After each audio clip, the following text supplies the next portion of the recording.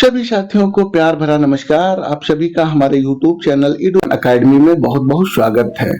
साथियों, उत्तर प्रदेश अशासकीय माध्यमिक प्रधानाचार्य प्रधानाध्यापक की भर्ती से संबंधित क्लासेस इस YouTube चैनल पर उपलब्ध कराई जाती हैं। क्वेश्चंस का स्तर बहुत ही अच्छा है, सीधे एग्जाम्स में आने की प्रबल संभावनाएं हैं प्रश्नों की। तो आज उसी क्रम को आगे बढ़ाते हुए आज का टॉपिक लेकर के आया हूं, उत्तर प्रदेश इंटरमीडिएट शिक्षा अधिनियम 1921 और इसके इंपॉर्टेंट क्वेश्चंस पर डिस्कशन करेंगे और इसके उत्तरों को आप लोगों के बीच रखेंगे स्पष्टीकरण के साथ में। तो चलिए देखते हैं पहला प्रश्न। और पहला प्रश्न है, उत्तर प्रदेश इंटरमीडिएट शिक्षा अधिनियम 1921 का मुख्य उद्देश्य क्या था? ऑप्शन है प्राथमिक शिक्षा का विस्तार, विश्वविद्यालय शिक्षा का विस्तार, माध्यमिक एवं इंटरमीडिएट शिक्षा का विनियमन और तकनीकी शिक्षा का विकास। तो इसका राइट आंसर हो जाएगा सी। यह अधिनियम जो ये इंटरमीडिएट शिक्षा अधिनियम 1921 बना उत्तर प्रदेश में, यह अधिनियम माध्यमिक एवं इंटरमीडिएट शिक्षा को नियमित एवं नियंत्रित करने के लिए बनाया गया था और यह 1921 में बनाया गया था। तो इसका आंसर हो जाएगा सी। क्वेश्चन नंबर 2 पर आते हैं। उत्तर प्रदेश इंटरमीडिएट शिक्षा अधिनियम 1921 के अंतर्गत किस संस्था की स्थापना की गई? उत्तर प्रदेश शिक्षा सेवा आयोग, उत्तर प्रदेश माध्यमिक शिक्षा परिषद, विश्वविद्यालय अनुदान आयोग, राष्ट्रीय शैक्षिक अनुसंधान परिषद। तो इसका आंसर राइट हो जाएगा बी। उत्तर प्रदेश माध्यमिक शिक्षा परिषद की स्थापना की गई। इसी अधिनियम के अंतर्गत माध्यमिक शिक्षा परिषद का गठन किया गया था। इसी अधिनियम कौन सा? उत्तर प्रदेश इंटरमीडिएट शिक्षा अधिनियम 1921 के तहत उत्तर प्रदेश माध्यमिक शिक्षा परिषद का गठन किया गया था। तो बी ऑप्शन इसका करेक्ट हो जाएगा। क्वेश्चन नंबर 3 पर आते हैं। परिषद की स्थापना किस धारा के अंतर्गत की गई? परिषद की स्थापना किस धारा के अंतर्गत की गई? तो धारा 2, धारा 3, धारा 5 और धारा 1। तो इसके अंतर्गत बी आंसर सही है। कौन सा? B option is correct. परिषद की स्थापना जो उत्तर प्रदेश इंटरमीडिएट शिक्षा अधिनियम 1921 बना था तो धारा 3 के अंतर्गत की गई थी। धारा 3 के अंतर्गत की गई थी। बी ऑप्शन करेक्ट है। अब चलते हैं क्वेश्चन नंबर 4। परिषद का विधिक स्वरूप क्या है? बहुत ही इंपॉर्टेंट क्वेश्चन है ये। परिषद का विधिक स्वरूप क्या है? सरकारी विभाग, निगमित निकाय और नीचे देखते हैं निजी संस्था, सहकारी समिति। तो इसका राइट आंसर हो जाएगा बी, निगमित निकाय, बॉडी कॉर्पोरेट। परिषद एक वैधानिक निगमित निकाय है। यह एक परिषद जो है यह एक वैधानिक और निगमित निगमित निकाय है। तो बी आंसर इसका करेक्ट हो जाएगा। क्वेश्चन नंबर 5 पर आते हैं। परिषद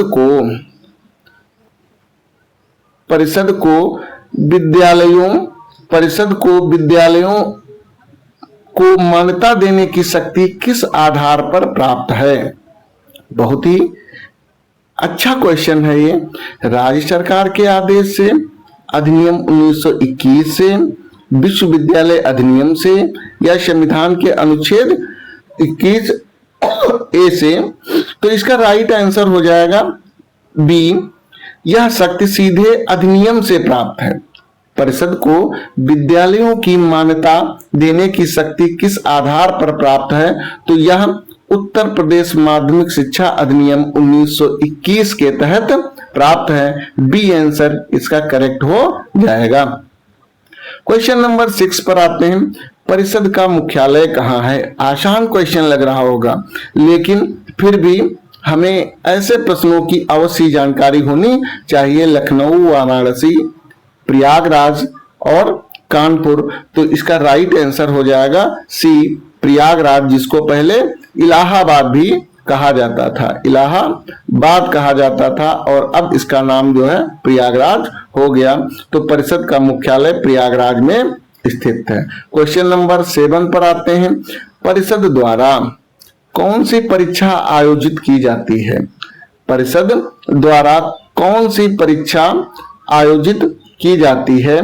तो इसका पहला ऑप्शन है केवल हाई स्कूल, और दूसरा ऑप्शन है इंटरमीडिएट, और तीसरा सी ऑप्शन है हाई स्कूल एवं इंटरमीडिएट, और डी ऑप्शन है स्नातक। तो इसका राइट आंसर हो जाएगा सी। क्या हो जाएगा? सी राइट आंसर हो जाएगा। परिषद हाई स्कूल एवं इंटरमीडिएट की परीक्षाओं को आयोजित करता है। C answer is correct of this question. Question number 8 पर आते हैं। परिषद द्वारा पाठ्यक्रम निर्धारित करने का अधिकार किसके पास प्राप्त है? परिषद द्वारा पाठ्यक्रम निर्धारित करने का अधिकार किससे प्राप्त होता है?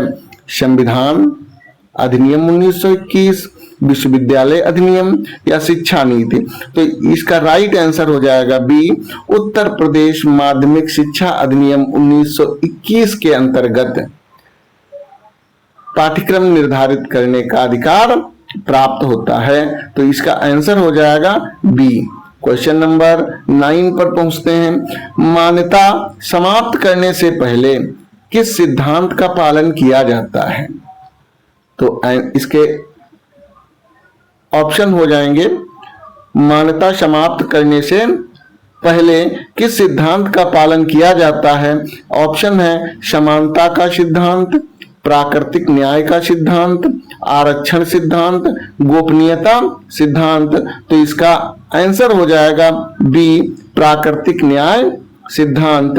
संस्था को सुनवाई का अवसर देना आवश्यक होता है। किसी भी विद्यालय की मान्यता को यदि समाप्त किया जाता है तो उसको जो है प्राकृतिक न्याय का सिद्धांत अवश्य पालन करना चाहिए, और संस्था को सुनवाई का अवसर अवश्य ही प्रदान करना चाहिए। तो ये बी आंसर इसका राइट हो जाएगा।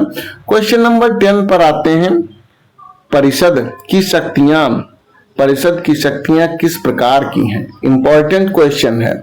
उत्तर प्रदेश माध्यमिक शिक्षा अधिनियम 1921 के तहत जो परिषद बनी, हाई स्कूल एवं इंटरमीडिएट माध्यमिक शिक्षा परिषद, तो उसकी शक्तियां किस प्रकार की हैं? संवैधानिक हैं, वैधानिक हैं, न्यायिक हैं या निजी हैं? तो इसका आंसर हो जाएगा राइट बी, वैधानिक हैं। क्या है? वैधानिक हैं। परिषद की शक्तियां अधिनियम द्वारा निर्धारित की गई हैं, इसलिए यह वैधानिक हैं। क्वेश्चन नंबर 11 पर आते हैं। परिषद का प्रमुख वित्तीय स्रोत क्या है? परिषद का प्रमुख वित्तीय स्रोत क्या है? आयकर है, परीक्षा शुल्क है, पंचायत कर है या जीएसटी है? तो इसका राइट आंसर हो जाएगा बी, परीक्षा शुल्क इसका वित्तीय स्रोत है। परीक्षा शुल्क परिषद की आय का प्रमुख स्रोत है, और बी आंसर इसका करेक्ट हो जाएगा। क्वेश्चन नंबर 12 पर आते हैं। परिषद किस प्रकार के विद्यालयों का निरीक्षण कर सकती है? परिषद किस प्रकार के विद्यालयों का निरीक्षण कर सकती है? ऑप्शन है केवल निजी विद्यालय, केवल सरकारी विद्यालय, मान्यता प्राप्त विद्यालय, केवल केंद्रीय विद्यालय। तो इसका राइट आंसर हो जाएगा सी, मान्यता प्राप्त विद्यालय। परिषद मान्यता प्राप्त विद्यालयों का निरीक्षण कर सकती है, और इसका राइट आंसर सी है। क्वेश्चन नंबर 13 पर आते हैं। परिषद द्वारा जारी प्रमाण पत्र किस प्रकार का होता है? निजी होता है, वैधानिक होता है, अस्थायी होता है या स्वैच्छिक होता है? तो इसका आंसर हो जाएगा बी, वैधानिक होता है। क्या होता है? वैधानिक होता है। B answer is correct. इसका विधिक महत्व होता है, जो सर्टिफिकेट ये उपलब्ध कराता है इसका विधिक महत्व होता है। आप कहीं पर भी आप इसको लेकर जाएंगे तो ये मान्य होगा। क्वेश्चन नंबर 14 पर आते हैं। परिषद के नियम प्रभावी होने के लिए किसकी स्वीकृति आवश्यक है?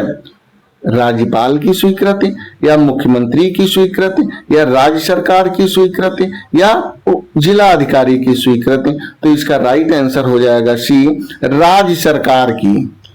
नियमों को राज्य सरकार की स्वीकृति प्राप्त होती, जो भी नियम अधिनियम के बनते हैं उनको राज्य सरकार की स्वीकृति प्रदान होती है। यहां पे सी ऑप्शन क्या हो जाएगा? राइट।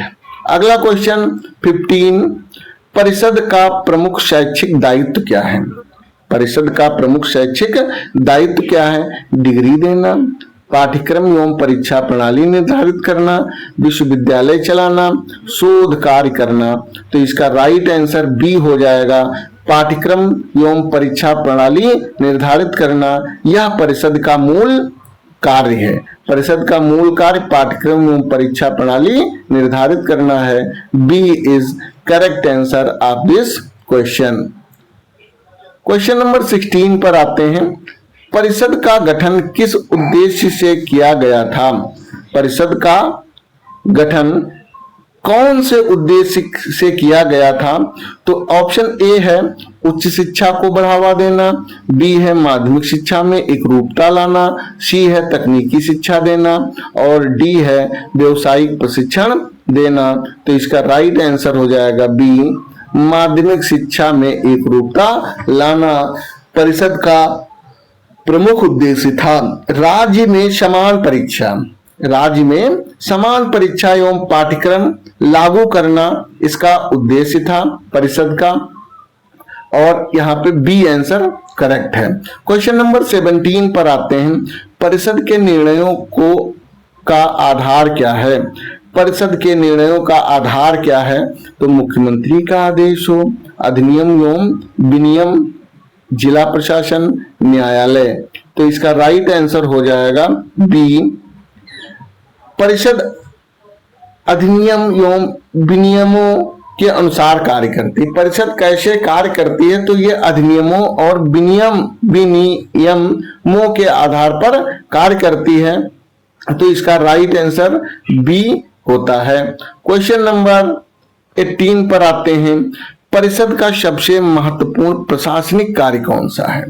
परिषद का सबसे महत्वपूर्ण प्रशासनिक कार्य कौन सा है? तो छात्रवृत्ति देना, मान्यता प्रदान करना, नियुक्तियां देना और भवन निर्माण। तो इसका राइट आंसर हो जाएगा मान्यता प्रदान करना।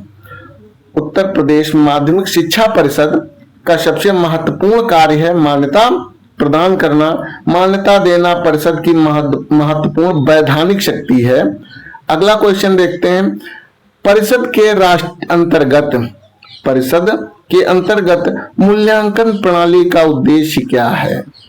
केवल अंक देना, निष्पक्ष एवं मानकीकृत मूल्यांकन, प्रतियोगिता बढ़ाना और शुल्क बढ़ाना। तो इसका राइट आंसर हो जाएगा बी, निष्पक्ष एवं मानकीकृत मूल्यांकन करना। सभी विद्यार्थियों के लिए समान मूल्यांकन सुनिश्चित करना इसका उद्देश्य है। तो B answer is correct of this question. Question number 20 पर आते हैं। परिषद का प्रशासनिक नियंत्रण किसके अधीन होता है? इंपॉर्टेंट है। उत्तर प्रदेश माध्यमिक शिक्षा परिषद का प्रशासनिक नियंत्रण किसके हाथ अधीन होता है? तो भारत सरकार, राज्य सरकार, विश्वविद्यालय या जिला पंचायत। तो इसका आंसर हो जाएगा बी, राज्य सरकार। क्या हो जाएगा? राज्य सरकार। परिषद एक वैधानिक संस्था है, पर राज्य सरकार का प्रशासनिक नियंत्रण रहता है। क्वेश्चन नंबर 21 पर आते हैं। उत्तर प्रदेश इंटरमीडिएट शिक्षा अधिनियम 1921 के अनुसार परिषद की स्थापना का मूल उद्देश्य क्या था? तो ऑप्शन पढ़ते हैं। केवल विद्यालयों का पंजीकरण करना, माध्यमिक एवं इंटरमीडिएट शिक्षा का मानकीकरण एवं विनियम करना, विश्वविद्यालयों की स्थापना, तकनीकी शिक्षा का विकास करना। तो इसका 21 का राइट आंसर हो जाएगा बी, माध्यमिक एवं इंटरमीडिएट शिक्षा का मानकीकरण एवं विनियमन करना। B answer is correct. अगला देखते हैं क्वेश्चन नंबर 22। परिषद को वैधानिक शक्तियों का वास्तविक स्रोत क्या है? परिषद की वैधानिक शक्तियों का वास्तविक स्रोत क्या है? तो उत्तर प्रदेश इंटरमीडिएट शिक्षा अधिनियम 1921 यही है। उत्तर प्रदेश इंटरमीडिएट शिक्षा अधिनियम 1921 वैधानिक शक्तियों का वास्तविक स्रोत है। क्वेश्चन नंबर, और इसके अंतर्गत थोड़ा सा और बता दें कि परिषद की सभी शक्तियां, कर्तव्य एवं अधिकार सीधे उत्तर प्रदेश इंटरमीडिएट शिक्षा अधिनियम 1921 से प्राप्त होते हैं। B A answer is correct. कौन सा? A answer is correct of this question. Question number 23 पर आते हैं। मान्यता प्राप्त विद्यालयों का निरीक्षण मुख्यतः किस उद्देश्य से किया जाता है? तो इसका राइट आंसर हो जाएगा भवन निर्माण एवं का मूल्यांकन करने हेतु, नहीं। शुल्क निर्धारित करने हेतु, नो। शैक्षिक मानकों एवं अधिनियम के प्रावधानों का पालन सुनिश्चित कराने हेतु। सी ऑप्शन इसका भी करेक्ट हो जाएगा। अगला क्वेश्चन देखते हैं 24 क्वेश्चन देखते हैं। परिषद द्वारा बनाए गए विनियम रेगुलेशंस किसके अनुरूप होने चाहिए? किसके अनुरूप होने चाहिए? केवल परिषद की इच्छा के अनुसार, उत्तर प्रदेश शिक्षा अधिनियम 1921 के अनुरूप, और है जिला विद्यालय निरीक्षक के आदेश के अनुसार, विद्यालय प्रबंध समिति के निर्णय के अनुसार। तो इसका राइट आंसर हो जाएगा बी, उत्तर प्रदेश इंटरमीडिएट शिक्षा अधिनियम 1921 के अनुरूप।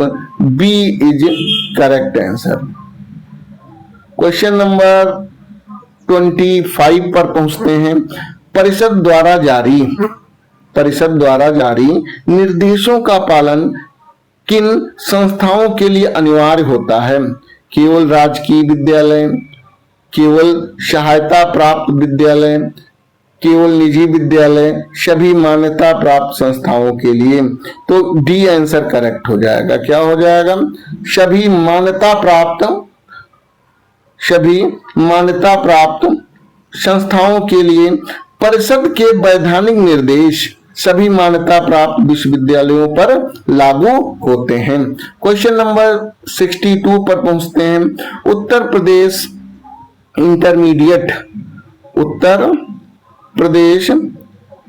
इंटरमीडिएट शिक्षा अधिनियम 1921 मुख्य रूप से शिक्षा के किस स्तर से संबंधित है? तो ऑप्शन देख लेते हैं। माध्यमिक एवं इंटरमीडिएट शिक्षा, प्राथमिक शिक्षा, माध्यमिक एवं इंटरमीडिएट शिक्षा, प्राथमिक शिक्षा, उच्च शिक्षा, तकनीकी शिक्षा। तो इसका राइट आंसर हो जाएगा ए, माध्यमिक एवं इंटरमीडिएट शिक्षा। ए answer is correct. Question number 27, Uttar Pradesh माध्यमिक शिक्षा परिषद की स्थापना से शिक्षा व्यवस्था में सबसे महत्वपूर्ण परिवर्तन क्या हुए? सभी विश्वविद्यालय एक हो गए, नो। सभी विश्वविद्यालय एक हो गए, ऐसा नहीं है। और है प्राथमिक शिक्षा निःशुल्क हो गई, नो। हाई स्कूल एवं इंटरमीडिएट की एक समान परीक्षा एवं प्रमाणन प्रणाली विकसित की गई। तो राइट आंसर इसका क्या हो जाएगा? राइट आंसर 27 का सी, परिषद की स्थापना से पूरे राज्य में एक रूप परीक्षा मूल्यांकन एवं प्रमाण पत्र प्रणाली लागू हुई। C option is correct. Question number 28, परिषद का सबसे महत्वपूर्ण वैधानिक कार्य कौन सा है? शिक्षकों की भर्ती करना, हाई स्कूल एवं इंटरमीडिएट परीक्षाओं के संचालन, मूल्यांकन एवं प्रमाण पत्र जारी करना, विश्वविद्यालयों का निरीक्षण करना, शिक्षकों के वेतन निर्धारित करना। तो इसका राइट आंसर हो जाएगा बी, हाई स्कूल एवं इंटरमीडिएट परीक्षाओं का संचालन, मूल्यांकन एवं प्रमाण पत्र जारी करना इसका वैधानिक कार्य है। क्वेश्चन नंबर 29 है उत्तर प्रदेश शिक्षा अधिनियम 1921 की सबसे महत्वपूर्ण विशेषता कौन सी है? तो आंसर हो जाएगा विश्वविद्यालयों में स्वायत्तता प्रदान करना। इंटरमीडिएट है तो विश्वविद्यालय से कोई मतलब ही नहीं है।